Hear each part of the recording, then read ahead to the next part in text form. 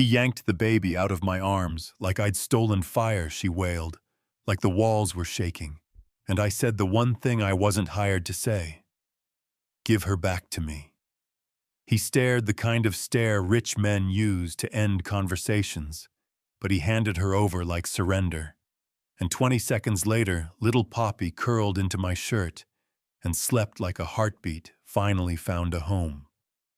That was the night the glass house on Queen Anne Hill stopped pretending money could do what tenderness does for free.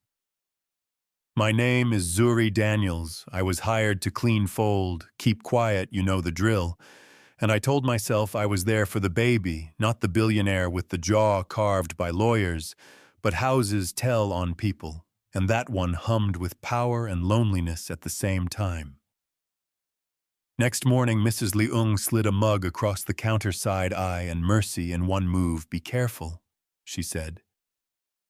Without saying it, he's used to winning at everything except human beings. That evening, he stood at the nursery door with a crooked tie and language that sounded like regret, stitched by assistants. I was out of line, he said. You were cruel, I said, cousins, but not the same. And when Poppy started keening again, he asked what she needed, and I told him the truth. Nobody bills at 400 an hour. Warmth rhythm, not a speech. So I hummed that old 4-count my auntie used during hurricane blackouts, and the baby's fist hooked my braid, and the room exhaled. A windstorm hit on day 3. The generator quit for 2 hours. I found him in the kitchen with a camping stove like a man who watched one tutorial and believed you look ridiculous, I said.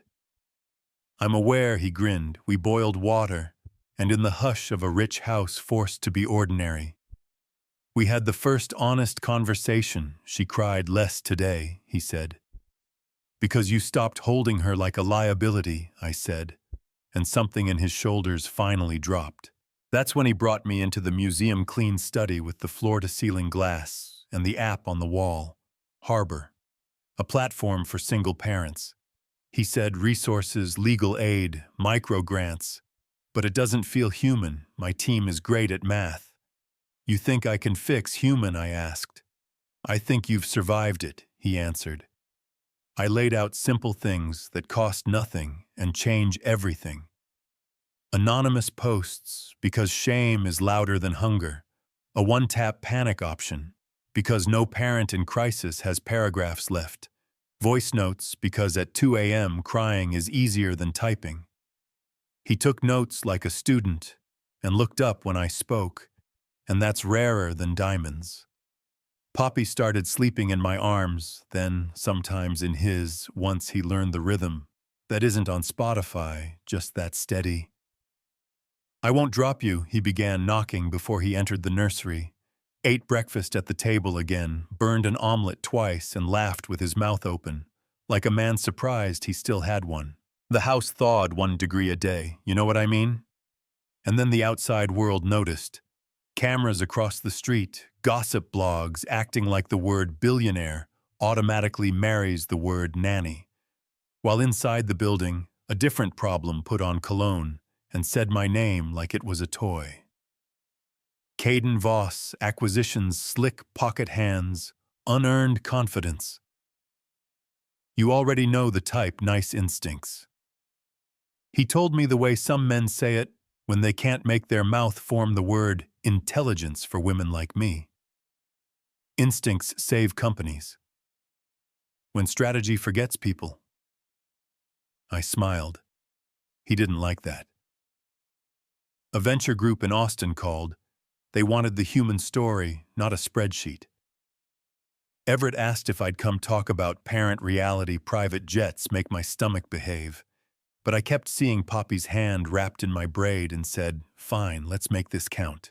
At 30,000 feet, he told me about Yakima and grocery store lemons and a mom who ate last. I told him about Baton Rouge and rooms that smelled like bleach and love. We landed to grilling smoke and thunderclouds, and in that gleaming conference space, he let me go first. I used to think success meant not crying. I said that if you white-knuckled through a day without breaking, you were winning. Turns out, that's not living, that's surviving. Harbor isn't a feature set, it's a hand at 3 a.m. that says you're not crazy and you're not alone. The oxygen in that room moved closer. Pens stopped scratching. One woman squeezed my fingers in the hallway and whispered, "I wish this existed 10 years ago." "Me too," I said. On the way home, Everett offered a title that could rewrite Rent: Director of Community and Care. "I don't want to be a headline or a rescue," I told him. "You're the point?" He said, "Say yes or no for your reasons, not the internet's." I said yes because I wanted a budget line for dignity, and nobody gives that to the cleaning staff. Seattle didn't clap. It talked the blogs, misnamed me and judged my braids and asked where I slept. I turned my phone face down and went back to work. Caden didn't. He started appearing where I didn't invite him. Lab, elevator, lobby, where Poppy watched the fountain. "Careful," he murmured, "the higher you climb, the harder the wind." "I've done roofs," I said. "Hold the ladder." Then the twist. 15 minutes that felt like an hour. Carla looked away to answer a call. The floor went quiet. My throat closed into a fist. Security finally said, "Rooftop," and my knees almost buckled because that door requires a code. We burst into the garden, and there she was, little sun hat, crooked, babbling to a stranger who happened to be Caden. He crouched like a scoutmaster. I thanked him, because I have manners, even when I'm shaking, then told Everett we had a problem. We didn't wage war in public, not yet. He pulled badge logs, I pulled threads. Money kept taking laps through shell companies with clean names before returning to wherever Caden's login liked to sit. After hours, I'm not a hacker, I'm a woman who learned to pay attention the way poor people do to stay alive. We set a 7 a.m. meeting before anyone could align their lies. Obsidian table board members arranged like chess. Caden arrived late like confidence stops clocks. We have irregularities. Everett said, "Must be serious if the janitorial department's present," he sneered. I didn't blink. Everett slid paper, wire transfers, timestamps, rooftop keypads. Tell us how your card opened a locked door while your IP pushed phantom vendor payments. I said, and his eyes changed shape, not fear, calculation. "I want a lawyer," he muttered. "You'll get one after security walks you out." Everett answered, effective immediately. Caden stood pale, then sour. "You really think this place was built by charity cases?" he hissed at Everett, then turned to me. "You're a symbol. Symbols burn bright and get tossed. Symbols outlast thieves," I told him. "Yeah, that happened. Outside, 2 stories fought for the mic. Sanitized press release about integrity and the noise that sells Billionaire and Nanny. So I made a video in the tiny office I rented above a laundromat in the Central District. No ring light, no piano, just me telling the truth. This isn't revenge, it's accountability. It's for the people expected to keep the building standing without ever getting a chair. I was one of them, I'm not anymore. It moved quietly, and then all at once, group chats lit. The board stopped seating me at the far end, and Everett walked into a press conference and did the rarest rich man thing. He took a side on purpose. "I won't apologize for standing beside the woman who taught my daughter to sleep, and my company to care," he said. "If that costs us investors who only measure in quarters good, we measure in children who make it to morning." I told him he was going to ruin his reputation. "Maybe it needs ruining," he said. Somewhere in there I started my own thing. The Second Shift Project. 2 desks, borrowed chairs, a couch that sinks in the middle. We bring air mattresses and food cards and paperwork. Help to the parents who work the hours nobody sees. I paid the first month myself because I needed proof I could build without his shadow. A week later, a pale blue envelope showed up handwriting. Neat, a night nurse named Jolene who'd worked there before me and then vanished inside were copies of emails and pay stubs that didn't add up. She'd seen rot years ago and got erased for it. We folded her evidence into the audit, more dominoes, not because of one push, but because all our hands stayed on the same truth at the same time. If you're waiting for romance, I won't lie. Some nights the house was quiet. Poppy finally down the air between me and Everett felt like a bridge we were already standing on. He asked me to dinner once, not as a boss, not as a savior, just a man wanting to know the woman who changed his house, I told him. Maybe because choice is a muscle I'm still growing.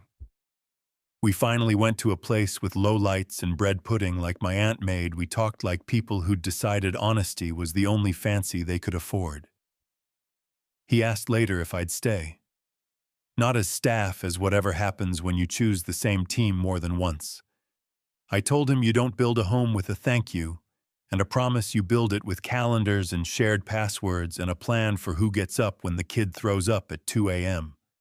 He said yes to all of that. I said we'll see because I earned the right to measure twice. So did the billionaire become a better man? Sometimes did the baby sleep? Most nights now did the woman everyone called the maid become the person who made the room? Absolutely. Harbor launched quietly, the way things meant for the middle of the night should launch within a month. The metric that mattered wasn't MAU. It was the 3 a.m. pings that said I didn't give up tonight. And on a Tuesday, I walked into my little office over the laundromat and cried the shoulder-shaking kind, because we weren't just successful, we were useful. That's the story, not perfect, plenty true. A nursery rug, a 4-count hum, a man learning to be a student, a company learning to be human, a baby learning the world won't drop her. Now talk to me. Was I right to stay after that first line got crossed? Or should I have walked and let him learn the hard way? Does an apology matter without proof on a quiet Tuesday? What does belonging look like in rooms built to keep people like me out? If you've held the baby while everyone else gave orders, if you've been underestimated and kept going anyway, tell us in the comments. You might be the hand someone needs at 3 a.m. And if you're watching from a house that's too quiet because you think money buys sleep, try a heartbeat, try listening, try staying. Then come back here and tell me what changed.